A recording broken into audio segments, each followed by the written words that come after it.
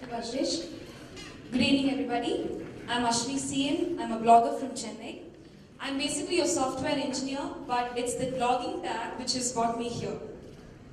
So I would like to start off by quoting a few words from Robert Frost, one of my favorite poets, from his poem The Road Not Taken. Two roads diverged in a yellow wood, and sorry, I could not travel both. And being one traveller, long I stood, and looked down one, as far as I could, till where it went in the undergrowth. These words of Robert Frost describes how a person feels when one is at the crossroads of life. Many a time we find ourselves in such delicate situations. We know we have to take a decision that would impact us for the rest of our lives. And yes, we somehow know we have to get to that decision. A few years back, even I was in such a crossroad, and yes, I did take a decision. It's been 6 years since I started blogging. It's been 6 wonderful years. If someone had asked me way back then if I would have been able to pull off a 6-year stint, I would have probably laughed at them. Because when I started blogging, I did not know that I could write. Because people who've known me since then, to them I've always come across as a person who loves to speak. You know, speaking and writing, they're like entirely two different words. Because when you're speaking with someone, you know who you're talking to. Or even if you don't, you get an opportunity to gauge the other person's reaction and word your argument accordingly. But when you're writing and when you're putting up something on your blog, you have no idea who's going to read, and you remain completely clueless as to who is, what they're thinking unless they express it explicitly. But yes, I've come a long way from them. And over these years, I have been learning a lot of lessons about how to write better, how to blog better, how to become a better person. And it's a continuous process. You keep learning on and on. But most importantly, I've learned a lot of lessons about life. Or rather, I would say I've learned a lot of experiences from blogging. Blogging has taught me a lot. And this is probably very close to me because I learned it firsthand. And I am going to share that with all of you. So there are about 8 points which I would like to touch upon. Lesson number 1, listen to your heart. This was the first advice a blogger told me as soon as I was telling her that I was going to just take up blogging. But initially when she told that, I did not know the impact of what she was actually saying. So I just let it rest. So when I wanted to write a few posts, I was looking for ideas on what to write. And then, I did not realize it then, but a few days later, when I saw the topics which I had written, I saw that you could classify them broadly into 2 different categories. One category was based on those topics which I could write well, and the other category was based on those topics which others would like to read. There's a world of difference between the two. So yes, I did write. I did put all my efforts into all these topics, and I did write. But then, a few months later, when I sat down and I wanted to see how I was actually doing, I found a very big difference between these 2 topics. The former category, I felt my posts were far more appealing than what I had written in the other category. And I was actually a bit confused. I did not know what was going. Only then, the words of my friend had struck me. When you're doing something with your heart, you might not show immediately. You might not even subconsciously put in more effort, but the effort shows. It knows, because if you're doing something really what you're passionate about, you will eventually succeed. It will stand out, definitely. So always listen to what your heart has to say. People all around us, they always have so many things, they have so many expectations from us. And it is absolutely impossible for us to please everyone around. But we know about ourselves. We are the best judge of ourselves. Nobody can see us from our shoes, standing in our shoes. We know what our limitations are, we know what our positives are, we know how things will affect us. So listen to what others have to say, but in the end, when you're taking a decision, listen to your heart. It really takes you places. Lesson number 2. I've always believed in confidence in believing in yourself. There are many different kinds of people. Some people who dreamed and who accomplished, and some people who have not. But the problem here is, the ones who not yet made it to the mark, they don't have the confidence in themselves. Because when you set about doing something, you must always have the confidence about what you're doing. The confidence in yourselves and confidence in what you're going to prove to the world. what happens most of the time is, we start doubting ourselves. We start questioning ourselves a lot. Yes, questioning yourself is good. But when it goes beyond the point that even you start doubting your capabilities, you even lose even before you start. So we must always proceed with confidence because, see, when I again started blogging, it was not very famous, not everybody wasn't taking up blogging. So I had to encourage myself somewhere. I was completely new to the whole thing, and I knew I had to do it with confidence or there was no other way back. So I took it up with confidence, and that confidence has brought me here to this TEDx event. So I think it has at least got me somewhere.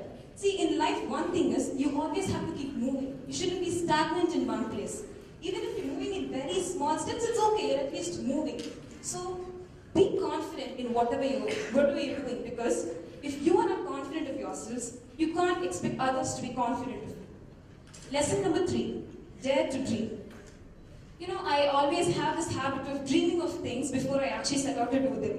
So before I stepped into this new world, I did dream of, being regarded as one of the top eminent bloggers in the country, all that. I know I'm not there yet, and I'm not even sure if that would happen. But judging by how things are working out for me, even if it is just a few steps away from where I started, it has got me going. Because with that dream, there's this spark. When people usually dream and see themselves standing somewhere down 10 years down the line, they have that spark. There's a spark that is ignited, and that keeps the passion burning. Now, if you dare to dream, and then you have to pursue it. But it's a very simple step. Once you have that confidence, once you believe in yourself that you're capable of something, you will automatically get the confidence to accomplish whatever you're trying. Because at the end of the day, it is your dream. It's not anybody else's dream. You can dare to dream whatever you want to think of. So just at least start there. Just dare to dream. If you feel like doing something, do it. Lesson number 4, try new things. You would never know if you're good at something unless you try it in the first place. Because just like how my writing happened, it was an accident, I would rather say, because I was forced to write something for someone, and only then I realized, okay, fine, I'm not as bad as how I think it is. So if someone hadn't forced that on me, I wouldn't have probably even known that I was, I had some talent in writing something. So what happens normally is, when we do something, we get used to it. We get stuck in a familiar environment, and we get stuck in a comfort zone. But that is not going to help you grow. If you need to grow, you need to come out of that comfort zone, try new things, try new challenges, because life is very short, okay? With the little amount of time that you have, you should be able to do as much as possible. You need not necessarily be good at everything, but at least you might try and find out something which you probably did not know even existed. So always try new challenges and keep going, because you might never know, you might unlock some hidden treasures which is lying dormant inside you. Lesson number 5, know your limitations. Now this is perhaps the most important aspect of life. Knowing your limitations is like a scale. If it tilts to one side, you think you're the master of everything. But if it tilts to the other side, you think you're a loser all through your life.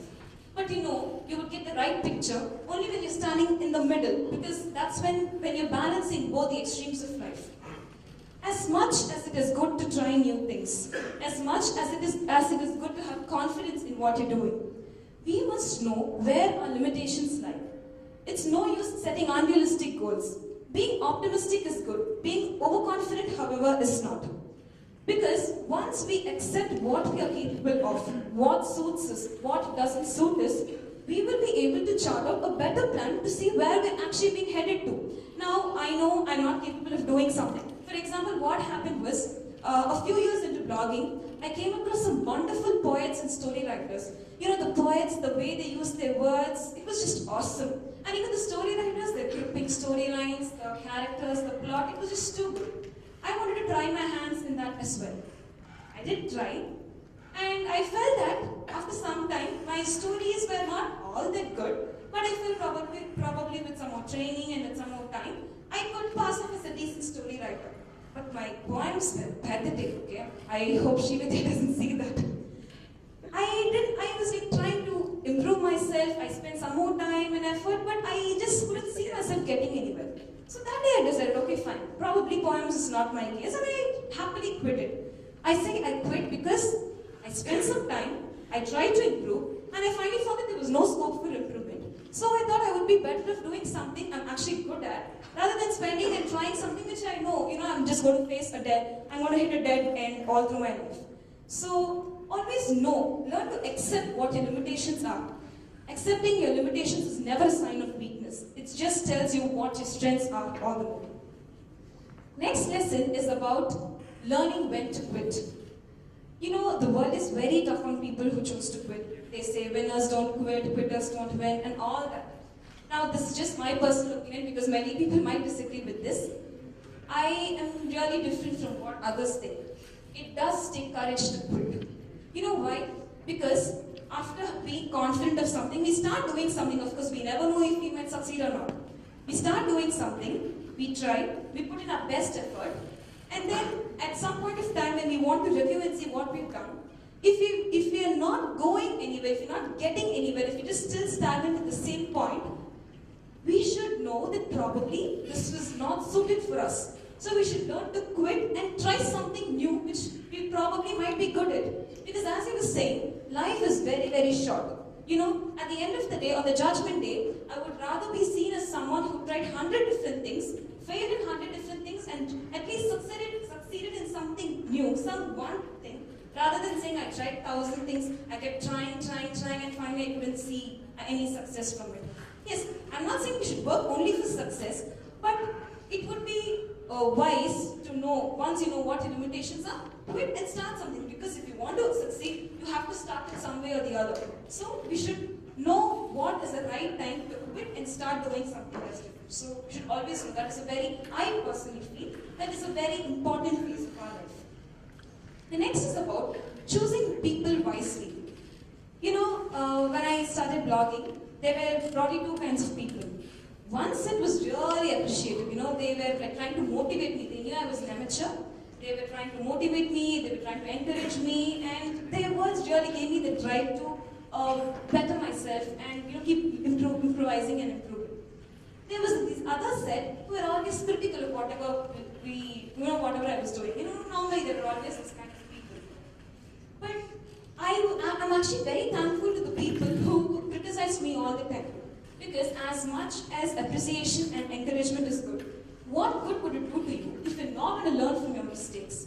See, when I'm doing something, it is difficult for me to see what my mistakes are. But if someone from a third person's perspective, they would be able to easily find out what my mistakes are. So these people, they thought they were trying to ridicule me, but in the end, they were actually helping me much more than the others. Because the day you learn from your mistakes is the day when you're actually a step more closer to success than, just appreciation. Yes, appreciation and motivation is good, but nothing like learning from your mistakes. So choose people wisely. Don't be in a company where everybody is appreciating you. It's just going to, bloat your ego and it's going to get into your head.